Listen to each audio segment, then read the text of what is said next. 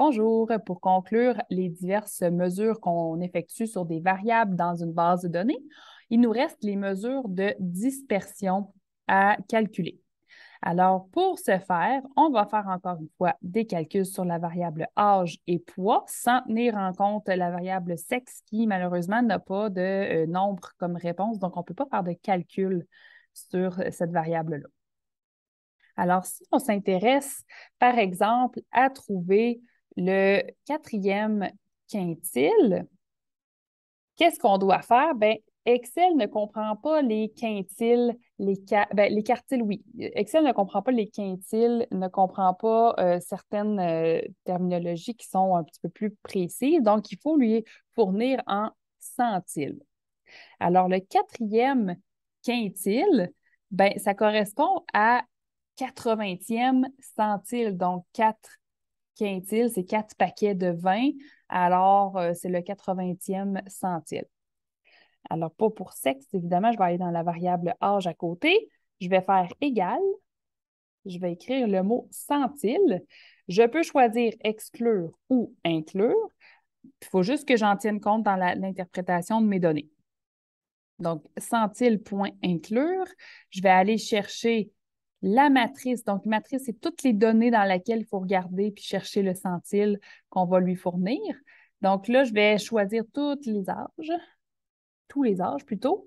Je rentre un point-virgule et je suis rendue à fournir le centile demandé qui est 80 donc 0,80 ou 0,8. Si vous êtes dans un Excel anglais, c'est un point qu'il va falloir mettre à la place de la virgule dans 0,8.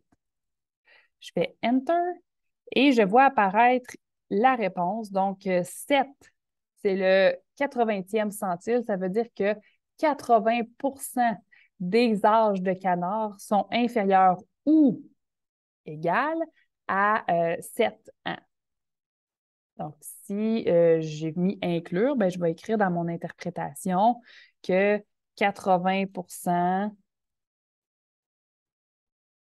des âges sont inférieurs ou égaux. J'ai dit égal, c'était plus égaux.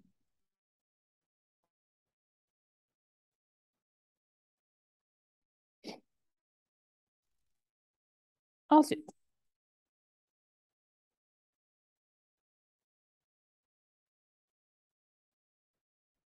je vais juste faire un petit peu plus large. Même chose pour le voisin ici.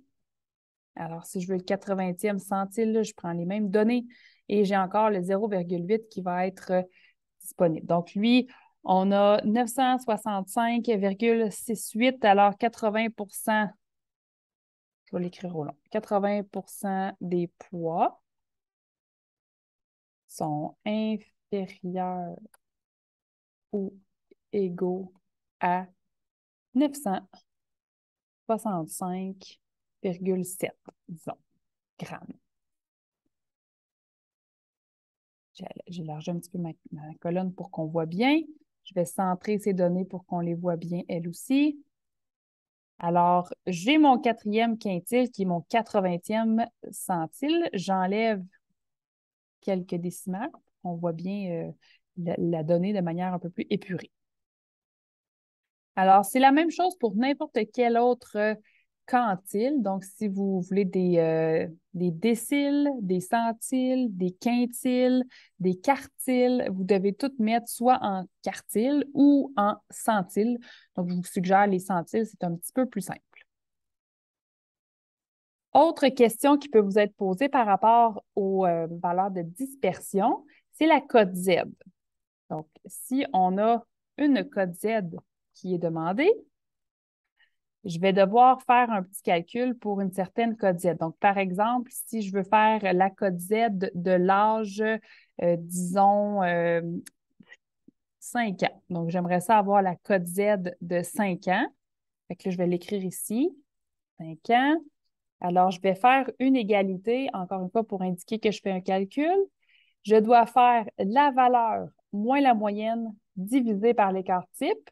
Donc, j'ouvre une parenthèse. 5 ans moins la moyenne. Je ferme la parenthèse et je divise par l'écart type. Et je fais Enter. Alors, j'obtiens une cote Z négative, ce qui est tout à fait normal puisque je suis en dessous de l'âge moyen.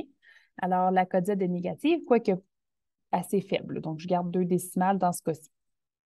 Je vais centrer ces données-là qui ne l'avaient pas été pour qu'on voit un petit peu mieux. Même chose pour celle-ci. Alors, ma cote Z, elle est de moins 0,3. Si je m'intéresse ici au poids et que je veux la cote Z de, par exemple, un poids de 800 grammes, même que je vais y aller à un supérieur, donc 1000 grammes. Donc, si je veux 1000 grammes, je dois recommencer. Je ne peux pas copier parce que là, je ne veux pas avoir le 5 de la formule précédente qui est statique. Alors, j'ouvre une parenthèse, j'écris 1000, je fais moins la moyenne et je ferme la parenthèse avant de diviser par l'écart type.